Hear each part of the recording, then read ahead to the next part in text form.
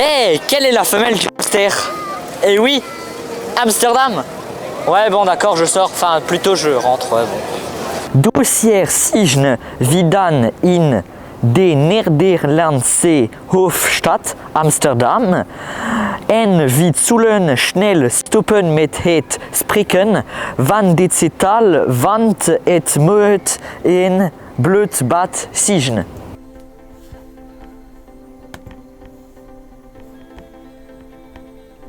Dus hier zijn we dan in de Nederlandse hoofdstad Amsterdam.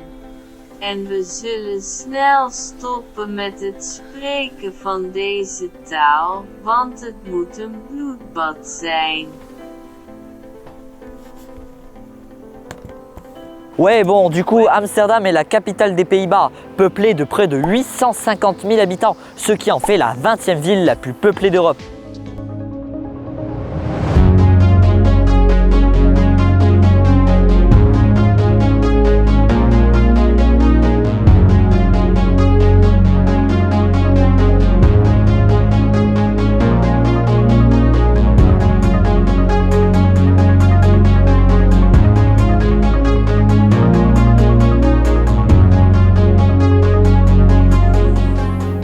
Pour ce qui est de l'histoire, il ne faut pas remonter à si longtemps que ça, seulement au XIIIe siècle, plus précisément en 1275. C'est là qu'est évoqué pour la première fois Amsterdam. D'ailleurs, le nom provient en fait d'une digue construite sur l'Amstel. Vous ne voyez pas du tout le rapport? Ça se voit que vous n'avez pas fait LV3 néerlandais, hein?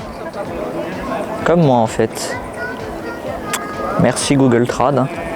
Digue se traduit par dame, et donc dame Amstel, Amstel dame, Amsterdam.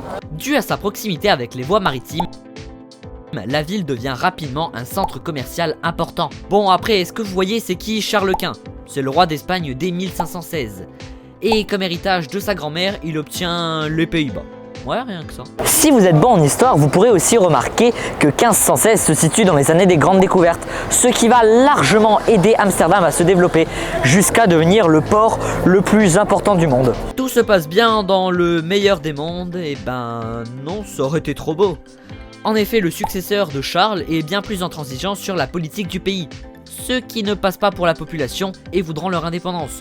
Ce qu'ils auront des suites de la guerre sobrement nommée la guerre de 80 ans, qui a duré non pas 80 ans, mais 79 ans, 8 mois et 7 jours, de 1568 à 1648. Parallèlement à cela, le XVIIe siècle va être marqué par l'âge d'or d'Amsterdam qui va devenir la ville la plus riche du monde, notamment en 1609 où la Banque d'Amsterdam est créée, centre financier le plus puissant du monde. Après, ils font concurrence aux grandes puissances dans le domaine du trafic colonial et fin.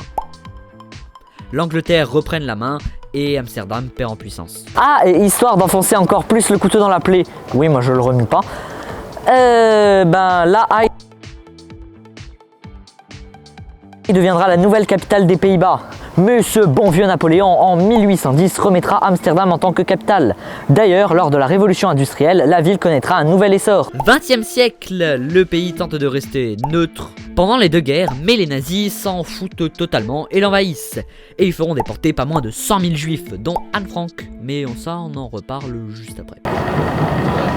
Bon, qu'est-ce que l'on peut faire à Amsterdam? Alors, il est déjà bon de rappeler que la ville est parfois surnommée la Venise hollandaise ou la Venise du Nord. Oui, comme Bruges. Et donc truffée de canaux où il est très agréable, bon, pas forcément d'y naviguer pour celui-là, mais de marcher juste à côté. Mais d'ailleurs, quand je dis truffé, c'est vraiment truffé. La ville recense pas moins de 1300 ponts. Rien que ça. Donc du coup, il y a un pont là.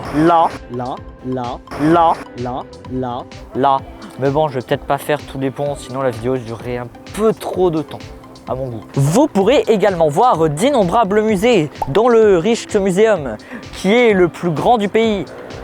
Il y a quand même 200 salles d'exposition et je pense que vu la taille du bâtiment, ça se voit qu'il y a pas mal de choses.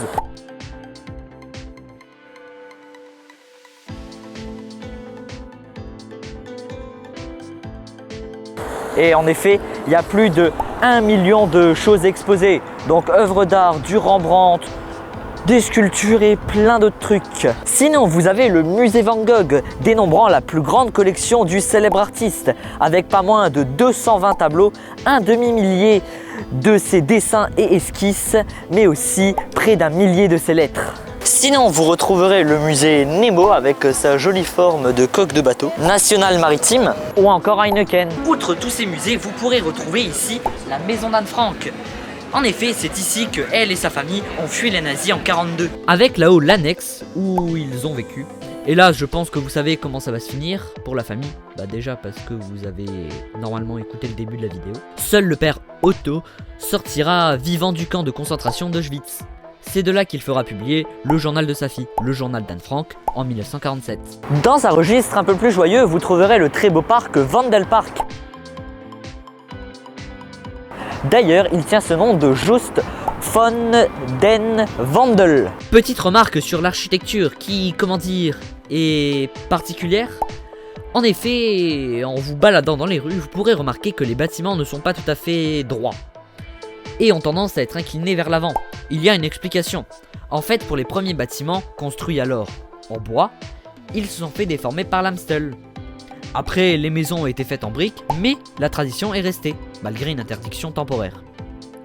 Et aujourd'hui, on peut parfaitement construire une maison penchée, tout comme on peut la construire droite. On peut aussi noter qu'il est plus simple d'y hisser des meubles avec cette courbure, d'où la présence du petit crochet tout en haut. Et comment parler de la ville sans parler de la Oudekerk, la vieille église, qui date quand même du XIVe siècle. Elle sera convertie dès 1578 en église protestante. Petite remarque sur l'église, elle est construite dans un style néo-gothique et est la plus ancienne de la ville. D'ailleurs, à l'intérieur, vous pourrez admirer un sublime plafond en bois avec quelques restes de peinture du XVe siècle. Dernière chose et pas des moindres, puisque c'est le Palais Royal, aussi connu sous le nom de Palais op de Dam. Et le Palais Royal depuis 1808. Il est l'œuvre de Jacob von Kampen et a été construit entre 1648 et 1665. Ce palais est aussi sobrement appelé localement la 8e merveille du monde. Et il est vrai que l'architecture est juste sublime, tout en restant assez simple. D'ailleurs, il fait partie du classicisme hollandais et il provient, les briques qui le composent proviennent d'Allemagne. C'est de la grès jaune qui s'est simplement assombrie avec le temps. Petit fun fact en plus, est-ce que vous savez qu'à Amsterdam, il n'y a pas loin d'1 million de vélos?